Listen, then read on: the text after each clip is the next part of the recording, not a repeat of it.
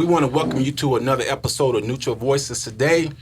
Today in the house, we're honored, blessed to have the one, the only Minister Nuri Muhammad.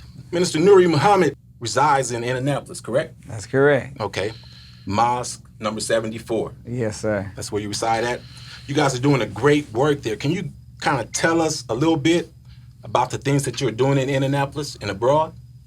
Well, we've been blessed in the city of Indianapolis. We have a facility that is over $1 million in value.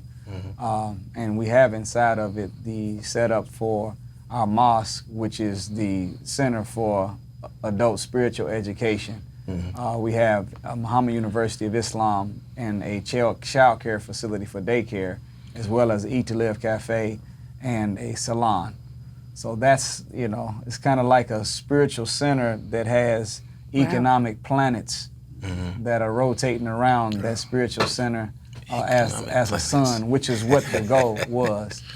We are renegotiating some of it so that we can take some of the administrative burden off of the leadership of the mosque, where we are going to allow the believers to come together, 4 to 6, and be able to own and operate those entities on their own and just pay a little rent.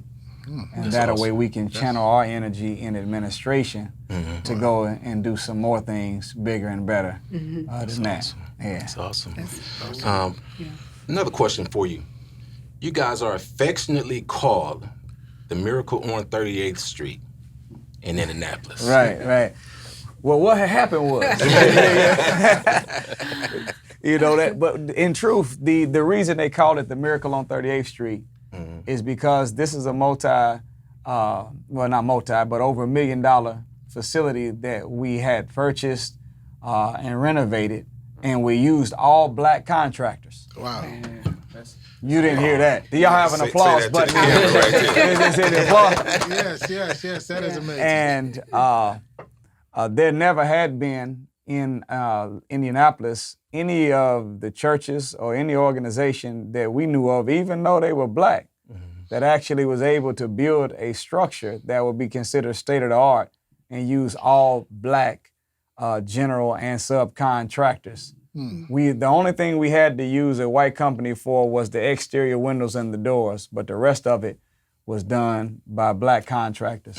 So we were on a radio show. Yeah. And the brother found out that everybody was black. He said, "Man, this is the Miracle on 38th Street."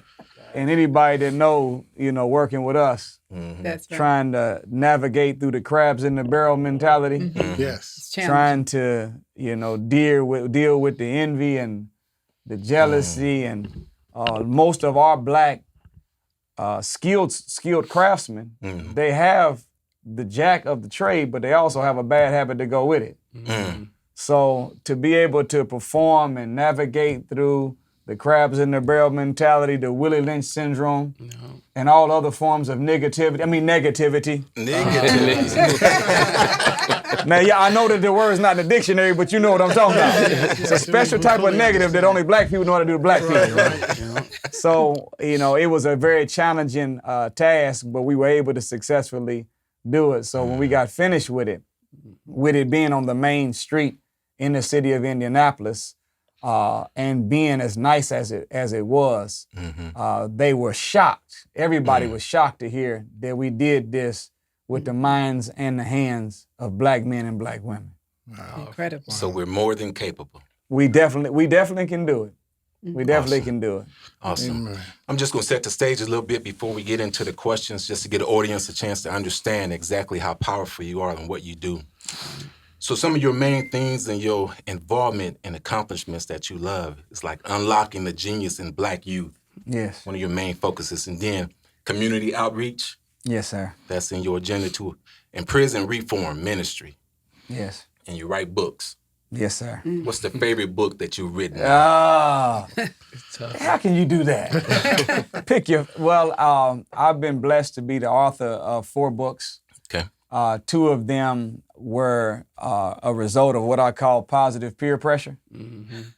And whenever we travel and teach a lot, and we go to 40 to 60 cities a year, teaching at churches, community centers, colleges, university. We just got off the road a few days ago, coming from Philadelphia, where we were at the LOX conference, which is a conference started off 25 years ago celebrating natural hair for black people, that has now taken on a personality where it's more about what's on the inside of the black person's head than on the outside. So I was brought in, and the subject that they gave me was how to love a black woman and how to love a black man. So what happened teaching around the country, Brother James, is that unfortunately, everywhere we went, no matter who invited us, whenever the event was over, the organizers of the events, 90% of the time would be pulling my coattails saying, bro, I've been struggling. We having some problems in my relationship, my marriage, and sister's same. And I always was after the venue down in the lobby of the hotel or locking the door to a little cheap little business office by the gift shop, trying to have these special sessions. And I'm tired already. So I call it positive peer pressure. Because I said, well, if our people that are organizing and fighting on the front line for freedom have all these problems at home, I said, then how do they even have the energy to be effective in the world whenever they're getting zapped when they go to the house? So my saying was then, and it is now, that when marriage is done right, your house becomes a spiritual recharge center where you can unplug from this world and go to a source of love where you can extract both peace and power. Wake up in the morning ready to go and conquer the world. But if all of the leaders and organizers are going home and they, I always say, this is my saying, that the worst thing that a black man wants to have to do after fighting in this world is to go home and have to fight round two with his own woman. Right. Agree. And the worst thing that a black woman after fighting this world wants to come home to is to find that her man ain't been fighting at all. So whenever the leadership of our people were constantly saying that their homes were not recharge centers, they actually were being zapped when they went home. I realized then that we are on the front line fighting for our people, but we're only able to offer a percentage of ourselves because our houses are not right. So my first book was Before You Say I Do. Before you say I do. Because the mate you choose is the most important decision you ever gonna make in your life after choosing to believe in God. Either the mate you choose will either inspire you to grow into your greatness or they'll confine you to complacency. Oh, wow. They either be your other half or they make you half of yourself. My teacher said this. He said that a good relationship will bring out the best in you and cause you to become more youthful, while a bad relationship will bring out the worst in you and cause you to age prematurely. So choose wisely. So Before You Say I Do came out, and then of course you know what happened after that. He said, well, I already said I do. What about me? So my second book was After You Say I Do. So this book is a book that if some weeds have grown in your relationship and you want to cut them out and sprinkle some good fertilizer on to make your marriage a little better. So those are two. And then my last book is 7 Jewels of God, which deals with the unpacking the variables of Bible, Quran, even the Metuneta in Egypt, as well as history to show the power of the God in you and the power of the Supreme Being at the same time, and how you can connect the God in you to the God that is supreme and then work together in concert with one another to achieve anything you want to achieve. And my other book is Let This Mind Be in You, which is kind of like a synopsis of the teachings of the Honorable Elijah Muhammad put together in a user-friendly way. So that's, I don't know if that's a long answer, but that's it's a powerful answer. It's a powerful answer, and we're doing for a reason. Okay, so now you're currently at the age of 45. 44. 44. You'll be 44 in 11 months. So you'll be No, 45. You'll be 45 next month. 45 in November. 45. God willing. Yes, sir. November 21st. Yes, sir. Okay. And you joined the Nation of Islam at the age of 17? 17. That's correct. So you've been doing this for a while. Be 20, what's that, 27? Be 28 years. 28 years. Real soon, God willing. Man. So I'm going to ask you this last question, then we're going to pass it over to Lamont. I think Lamont has a question for you. All right. Those 27 years, if you could sum that up in your heart, man, the sacrifices, the setting yourself to the side to focus, because me studying you, I know you love your black people. That's You right. love people in general, but you love your black people. And some of the things that I've read that you've done and sacrificed your life to be where you are right now. If I were to ask you how you feel about your culture today, can you express that to me? Well, we have something that we call study guides. And there's the 18th study guide is called Rising Above Emotions into the Thinking of God.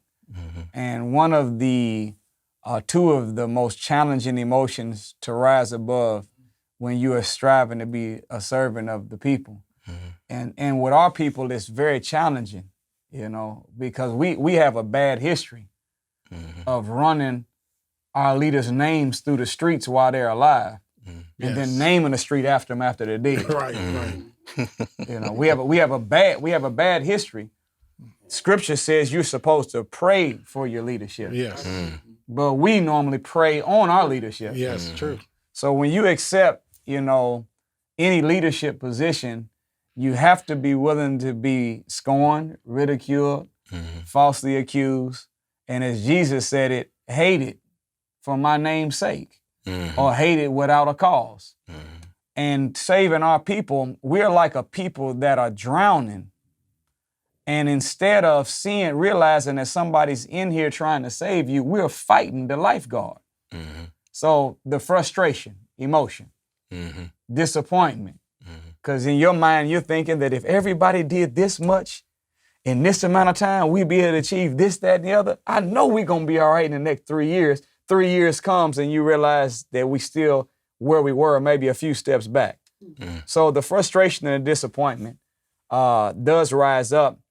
But if the formula that the minister gave us is rise above emotions into the thinking of God, you have to always know that we are the people of God and we are the choice of God, and that in his own good time, we will have the victory.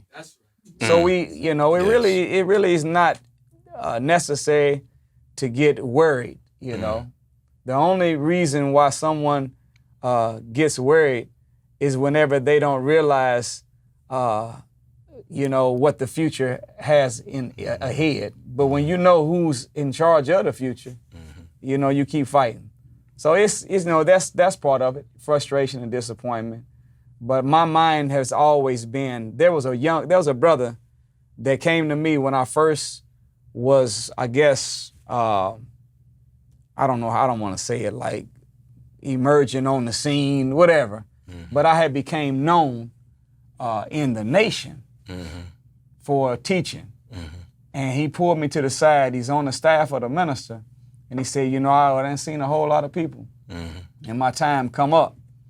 And I done seen all of them fall off.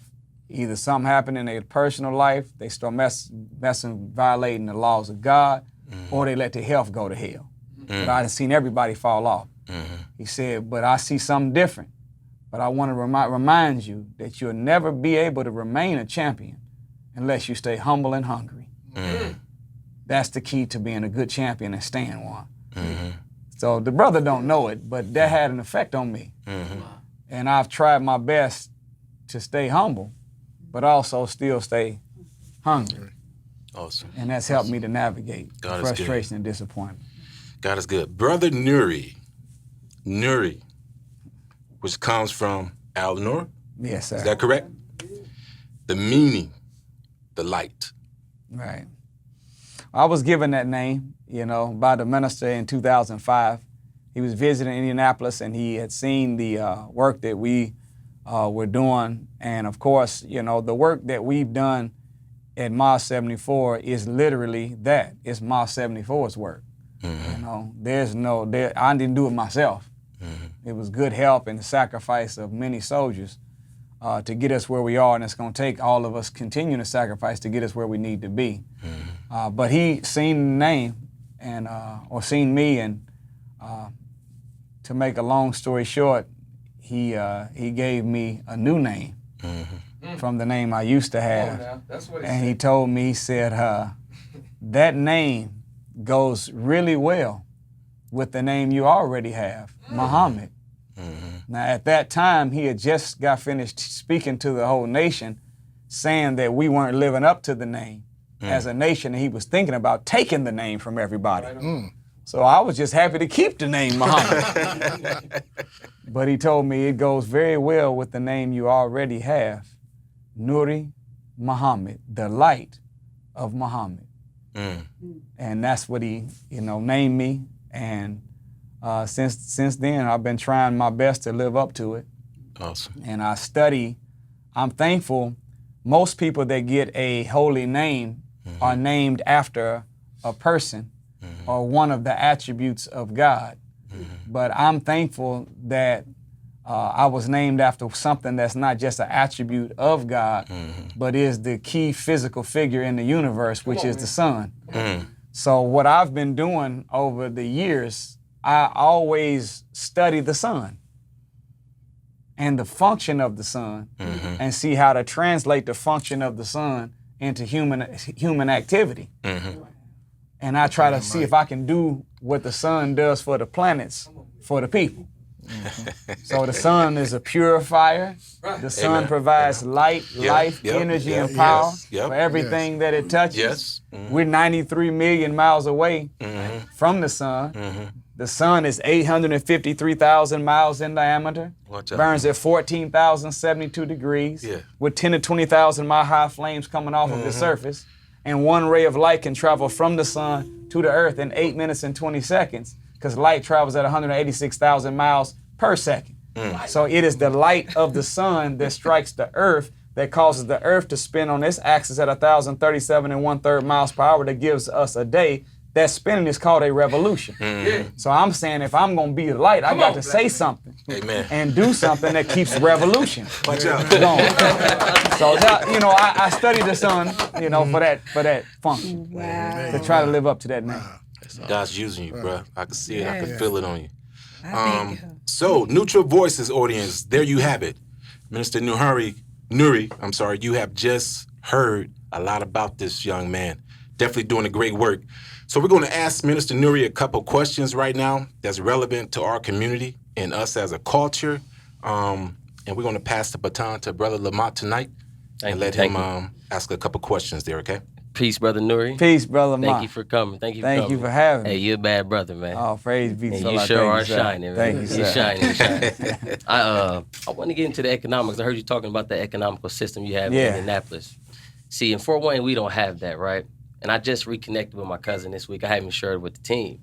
Just reconnected with my cousin. He's in Westfield. And he was like, man, bro, my son in here with me, right?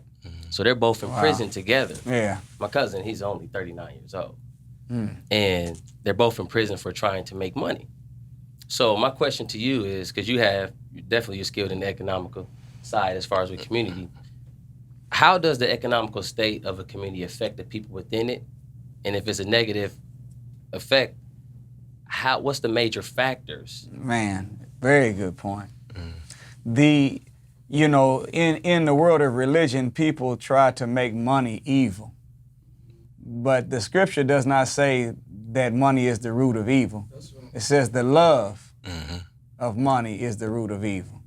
And the word love, my teacher, the Honorable Minister Louis Farrakhan, said, if you take the word love and live, you can interchange the vowels in each one of them and make one mean the same thing as the other. Take the O out of love and put it where the I is in live, live becomes love. Take the I out of live and put it where the O is in love, then love becomes live. So to have the love of money means that you're living for it. That's what makes it evil. Money does have an impact on your spirit. It does. Everybody's agreeing? It does. If money and spirit didn't go hand in hand, why when the stock market crashed in 1930, they call it the Great Depression? If it don't affect your spirit. Right. So there's a verse in the Bible in Ecclesiastes 10:19 said, a feast is made for laughter and wine maketh one merry. But money answereth all things. Now money's not everything. Right. True. It has to be in its proper priority. And be careful when you meet people that think money is everything, because they'll normally do anything to get it. Right. There's some people in the world that are so poor, all they have is money. You didn't catch that. You didn't catch that. Yeah, that's deep. But what happens with us is that crime, how can I say this? Say it. Crime is the bastard child of miseducation and poverty mixed together. When poverty and miseducation came together and produced a baby, it's called crime.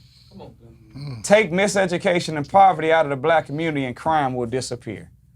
So the brothers that are in jail for making money probably was selling dope. And the dope man he really has the right program. He just has the wrong product. That's right. Right. That's right. Nothing wrong with buying wholesale and selling retail. Nothing wrong with creating a group of salesmen and a team and rewarding salesmen with more product at a cheaper price whenever they do. You understand what I'm saying? That's right, yeah. It's just that once you get involved in selling dope, it corrupts your economic mind, because in order for you to be in real economics, you actually have to convince somebody to buy something. But in the dope game, you don't have to go look for the customer. The customer's looking for you. Right. So when you get into the streets, and I came from the streets. You know, when I was 11 and 12, I was selling weed. By the time I was 15 years old, I was selling powder cocaine. Back when I was a youngster in the early 90s, I was selling a half ounce of powder cocaine on the weekdays and an ounce on the weekends. At that young. So at that time, I was making $3,000 to $5,000 a week personal profit at that young of an age. And when I made my mind up to get out the game, it was hard. Yeah. That's why they call it crack rock probably, and you heard the saying getting two birds with one stone? Because the dope gets two Negroes or two black people with one drug. One, they make a fiend for the drug, the other, they make a fiend for the money. It's just as hard to stop selling as it is to stop using. That's a fact. So what they have to do, those brothers have to come out and recognize that am I a dope man or am I a hustler? See, because if you're a dope man, you only can sell dope. But if you're a hustler, you can sell anything. Right. And if you're a hustler, then come out with the same program. Just find a new product. It's going to take a little longer. It's going to be a little harder, but you can still do the same thing. So our people, there's a verse in the Bible that's called the Lord's Prayer. In the Lord's Prayer, it tells us really that the ideal description for a man is that he's not working for nobody else, and he's not working for his enemy to make a living. Right. Right. How you say, where's that at in the Lord's Prayer? Give us this day our daily bread. I don't know how it is in Fort Wayne, but where I come from, bread is synonymous with money. Right. So give us this day our what? Daily bread. Well, in this world, if you work in a job, you get weekly or bi-weekly bread. The only way you get daily bread is if you're in business for yourself. That's right. So the brothers got the right program. Do it for self. The right program. Buy low, sell high, create sales team. But they just have the wrong product. So group economics is the way to go. Our problem, Brother Lamont, is a lot of times, because we're so distrustful of one another, we end up with an idea we've been having in our mind for 10 or 15 years. And then we know 3 or 4 other people that got the same idea in their mind for 10 or 20 years. But we all waiting until we get economically strong enough and psychologically resourceful enough to do it by myself. Because I can't trust no niggas. I don't know. I don't know about him like that. I mean, he's a good dude and everything, but I don't know if I'm gonna be putting no money with him. Right. 15 years later, we still got the idea, all 3 of us, and we end up with 100% of nothing when we could have started earlier putting our minds and money together and had 10% of something. So we have to be willing to be trustful of one another. Come to the table, put our mind, money, muscle, time, talent, and treasure together in the pot. The Honorable Elijah Muhammad said 4 to 6. 4 to 6 people with the same idea. Put their energy in, their money in, their sweat equity in, and let's do this. And let's make a little money off of it, grow it, and then let's do another one later on. If not, we're gonna keep on talking about it, and it'll be an idea in our head, but it'll never be a reality in our community because we don't want to pull our resources